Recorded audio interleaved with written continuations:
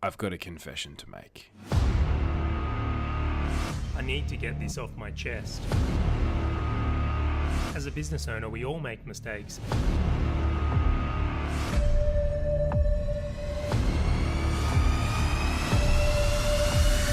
I've got to confess.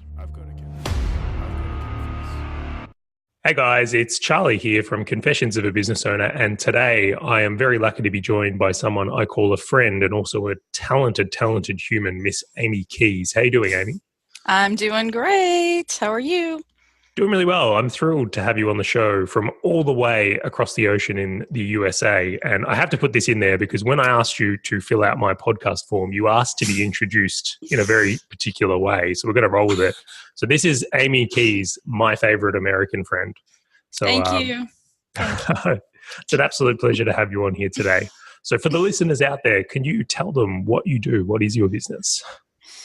What I do is help people with their online tech tools. I like to take all of them and make them all integrate real nicely together. It's kind of like a puzzle to me when people are struggling with making everything fit just right and seamlessly. I kind of take all those and analyze it all and go, this can be made better. You can streamline this here and everything just runs more smooth. It's kind of like definitely puzzle solving for me. It's a great way to describe it and a good analogy. I mean, you are my go-to person in tech. Whenever I'm playing with online tools, I'll always reach out and ask, hey, what's the best way to do this? Well, it's interesting because it's like in the modern world of internet, if you will, like everyone's using a ton of online tools. I don't think there's any modern business that wouldn't be using a variety of tools these days. Even like tradespeople, like plumbers, electricians, like they're even using CRMs, Google Mail, all kinds of things. And how those tools work together and what tools you use makes a huge difference on productivity. And I'm sure you see the same. Yes, absolutely. Absolutely. So I see. Sorry, go ahead. No, you go for it from there. It's always the start of the episode where we'll talk over each other. We'll find our flow eventually, but go for it. Yeah, it's like it's coming in. It's coming in. Yeah, definitely. How people use tools makes a big difference in not just productivity, but just how easy their day can be with the jobs they need to get done with work. How much time they're able to spend on bigger, higher level tasks instead of just tinkering around, as I say, with tools, trying to figure everything out. It's not everybody realizes there's people that just really dig doing that. They like spending their time figuring out how to make all those connections. That's what a lot of people say to me. They're like, I'm spending, all day trying to figure this out. And I just want to go, why are you doing that? Like, just give it to somebody and let them do it. I could spend all day trying to solve that problem. So I'm happy to do it and let them carry on with what they're really wanting to spend time doing. I find that comment there I find incredibly fascinating. So I'll put it this way. If the wiring at my house was broken, right, I wouldn't even attempt to fix it ever. I would just call an electrician.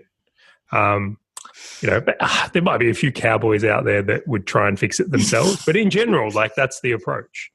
But when it comes to the internet, people tend to treat it very, very differently. I think people tend to try and like work this tech stuff out on their own, and the amount of hours they waste, I can only fathom. Tons of hours. And I think if people thought of it like there is a little bit of electricity that you could get zapped by, just like if you went in your wall and tried to fix electrical issues, most people avoid that because they know they're going to get pinged by that current possibly. That can happen with your tech tools in a different way. If you don't connect something correctly, it can have a negative effect in other areas that if you're not familiar with streamlining and working all that out, you could be causing problems that you're not even aware of. And until people kind of see that, it's sometimes difficult to explain that. So they just kind of get in there and try and figure it out like a DIYer. Same thing, just with online tools. Same thing. So what tool do you think is the biggest culprit in the marketplace today? It's interesting because I was just reading Zapier did their 2018. It's like a tool summary, an overview of kind of where things are. And spreadsheets is a big one that not necessarily a lot of new players have come in on. There's been a few, but people are still using spreadsheets for lots and lots of things. And they are definitely good for a lot of the reasons people are using them, but they're not always the best tool. I think sometimes people default to an easy tool or something that is just natural for them to just kind of default to. And when you just default to a tool, it's not always the best use of your time. So I think spreadsheets is a big one. I find that, when people are really struggling with data, I always know they're probably going to tell me, yeah, I've got it in a spreadsheet. And that to me spells nightmare. They more than likely have tons of files. They've got, just data all over the place and none of it's connected. So because of that, they're having to spend hours just trying to take each one and look at it. And, unless you're a data analyst or want to be, who wants to, as I say, who wants to work on dumb shit all day? Basically, is what it is. That's what I call it. It's like, most people don't really want to spend time working on that. So, there's better ways of doing it for sure. Would a good example of that be like using a spreadsheet as like a CRM, where they're just dumping names and files into it? Yeah, the biggest one that comes up is web developers tracking when they're offering maintenance and care plans to clients. And what I find people are doing is they're keeping one spreadsheet for each client and taking their hours spent providing support or maintenance on each site, and they're manually entering that data in every time it happens. From they may be using something like Harvest or whatever to track time, but then they're still manually putting it in all these spreadsheets. And imagine 30, 50, 100 300 clients, you have a spreadsheet for every one, and then they're having to manually go and email all these reports out. And it's just like, just thinking and talking about it makes me, like, oh my God, I want to fix that right now for everybody.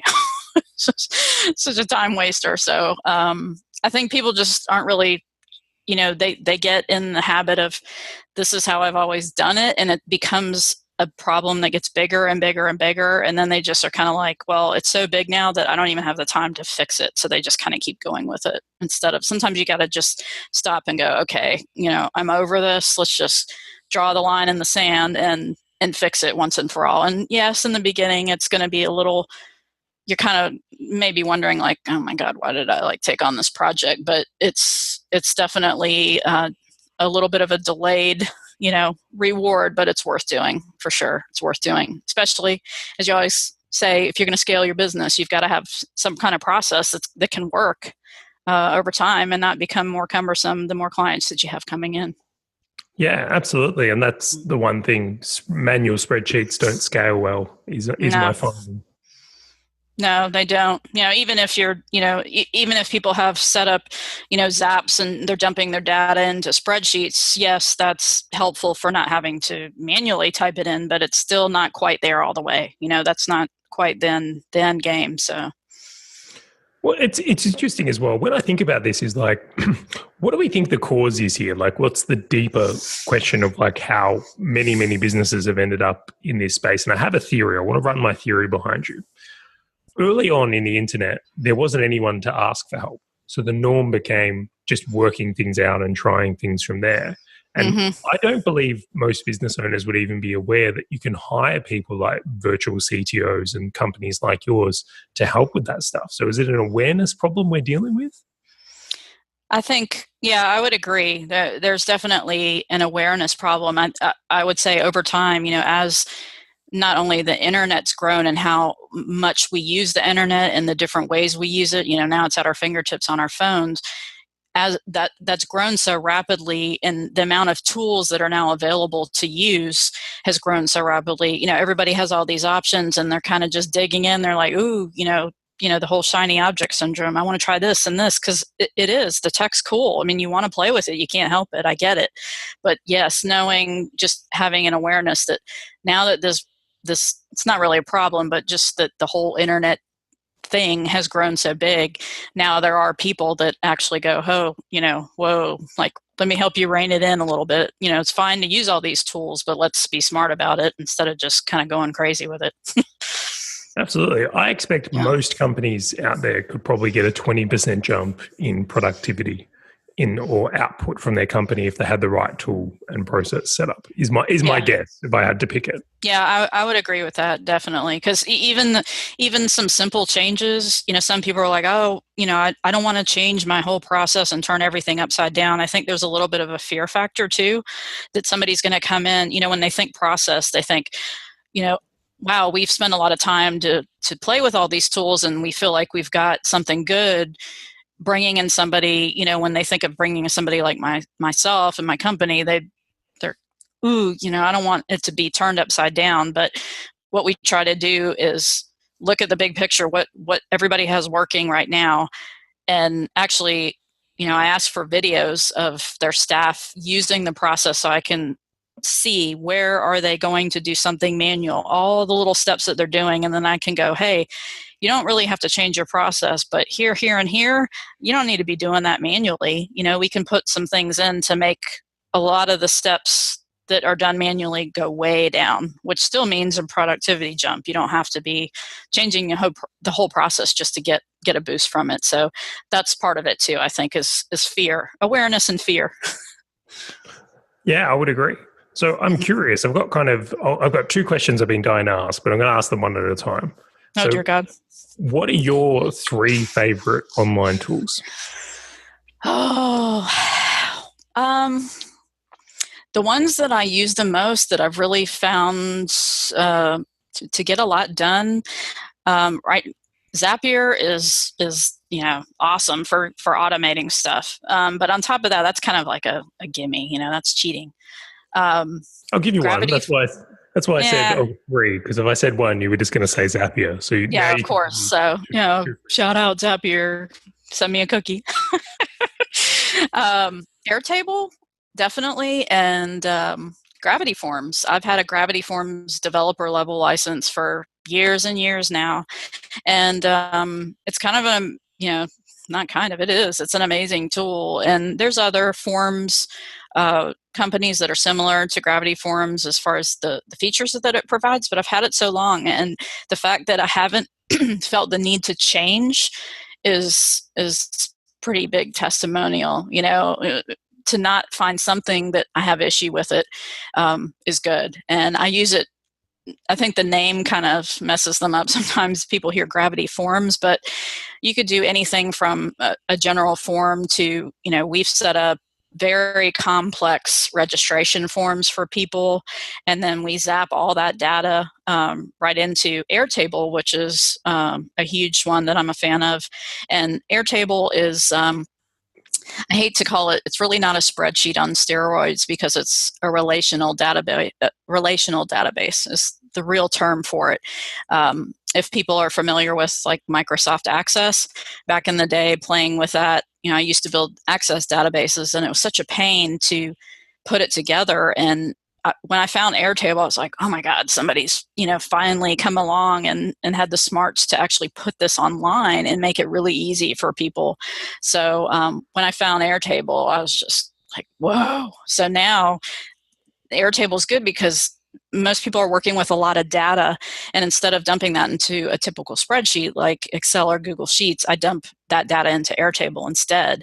And when I'm in there, I can actually relate the data because it's a relational database, and you could sort and group and do all kinds of crazy things and see things in the data that you can't see in a spreadsheet as obviously. So I find it really powerful. I like things that actually give you insights that are simple without doing, crazy things. I like to keep it simple, but get a lot out of it, not try to make everything too complex. Because there's people that are going to be using it. I don't want to give people something that they're going to be like, oh my God, this is too techy or it's too hard. It needs to be user friendly, and when they can see the insights they can get out of it, that brings the excitement to them to use it. They want to use it more because they're like, oh my God, I can see so many things that I couldn't see before. So that's kind of like the sweet spot for me. I get really excited when people are like, whoa, this is cool. Well, it's really interesting. You upgraded me from Google Sheets to Airtable, and I got to kind of experience this power. And I'll put it out there for anyone that is a Google Sheets or spreadsheet fan. You can certainly get a lot more out of Airtable. I think it's a good bang for buck swap, if you will. Like as you said, a lot of insights and data you can get. So thank you, Amy. Yeah. That was the easy one. So now the next question: what are the 3 tools you think most business owners should be using? Oh boy, 3 tools they should be using. Yeah, that's a tough one.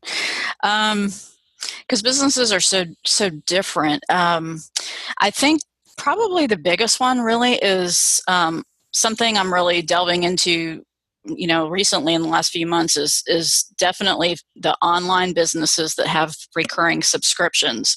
That is a huge one, and making sure that when you get to a certain level with recurring subscriptions, most people feel like they kind of have it all figured out when they've got their Stripe payment processing set up. They've got maybe it's ClickFunnels, or they've got ThriveCart with WordPress. They kind of feel like that's all going. And then they've got things integrated with Xero, but it's not really. There's some things that we're discovering with subscription businesses where the information that happened, or it's not information, it's kind of like what happens when the person goes to make a sale. You get a sale and the money comes in the Stripe and everybody's happy. They see, money's coming in.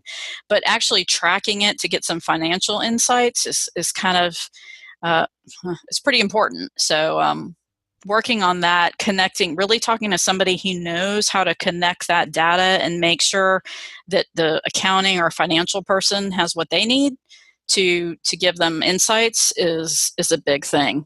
The specific tool for that, it kind of depends, but that's a big one, because if you don't know what that financial data is, you really don't know how you can grow and get any bigger with your business. Does that make sense? Huge amount of sense to me.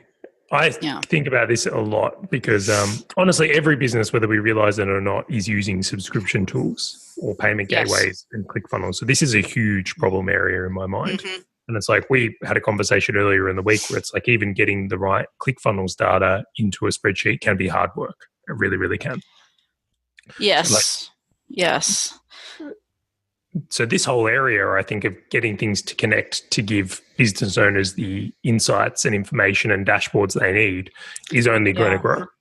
Yeah, definitely pulling the data and being able to display it. I think businesses are definitely moving more and more towards wanting to have that visual dashboard type of look, even, anywhere from people with Facebook ad data to KPI data, you name it. People are starting to really ask for, I need all my data kind of funnel in this nice clear picture where I can just see what's happening at a glance and really be clear on the information. So dashboards definitely would be a good choice for any business. Well, into my next question now. This will hopefully be easier for you. Number 1, what is your favorite project management tool?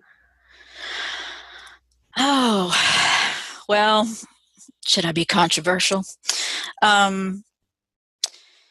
It's interesting because there's a huge fan base for Asana. Now, myself personally, I think Asana is a good tool, but for me, I don't care for it. And I'll tell you why.